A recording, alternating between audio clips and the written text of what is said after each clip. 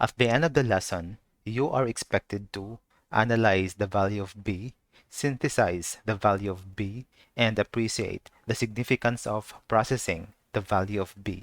Today is going to be a very exciting lesson. It's because we're going to talk about just only b. So if you could still remember at the very beginning of our course on support vector regression, we actually augmented the vector w with a scalar b. Still remember this one? So if you could not remember, or if it's your first time in this channel, please go back to the very first lesson of this playlist so that you would be able to understand what I'm talking here and what all of these things really mean. Because if you follow through our lesson from lesson 1, there you will be able to understand the process of the mathematics behind the support vector regression. In our lessons, we actually focused on the error and the values of the slack variables and how we process them so that we could come up with a robust formulation of our support vector regression model. So in all of these things, we actually disregarded the computation of b, and that is what we're going to do for today. So before we continue, please don't forget to hit the subscribe button down there so that you will be able to enjoy our different data science free courses. We have Mastering Machine Learning Algorithm. We also have Deep Learning Mathematics, Data Science Tips, Making Data Science Projects, the different data science algorithms, and a lot more. And don't forget to click the notification icon so that you will be notified every time we have a new lesson.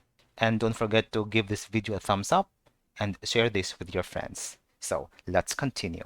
If you could still remember, we processed this kind of diagram. Sorry for this not so straight line, but this is enough to let us take ourselves to our previous lessons. So we do have here the hyperplanes, or hyperplane only, and we have the boundary.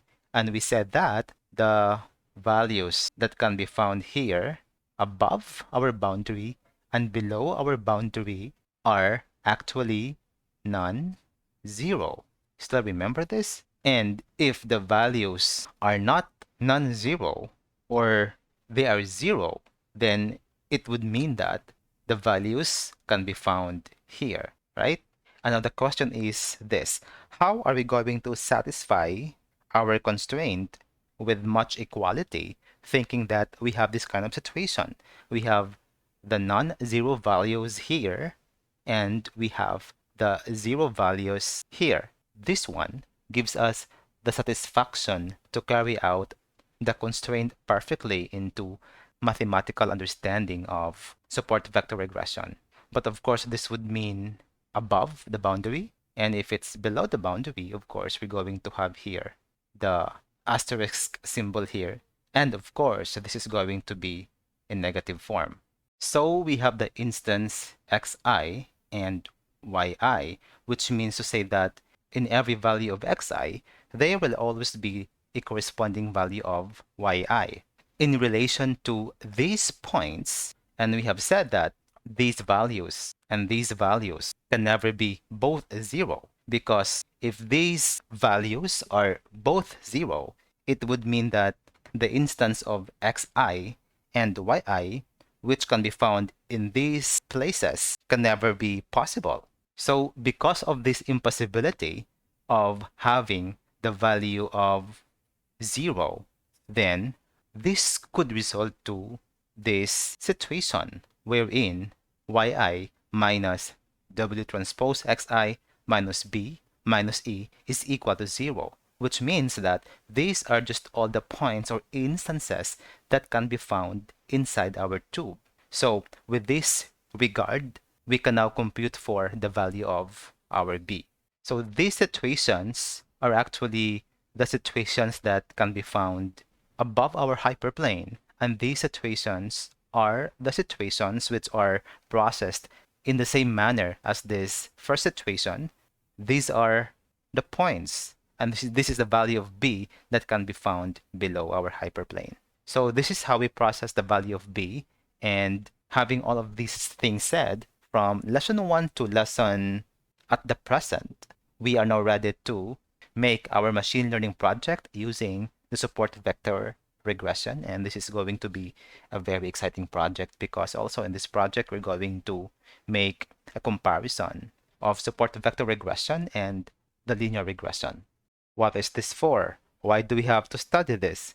Basically, our understanding of the value of B can help us understand the scope of the performance of our support vector regression model. Let's remember that training data can be inside or outside the tube. Understanding its nature can help us further understand the constraints. After all being said and done, let's try this. How is B processed? How does this help us in building a better support vector regression model? Please write your answers in the comment down below so that we would be able to have a very rich interaction of ideas and that we can learn from each other. Do you want to know more about this channel?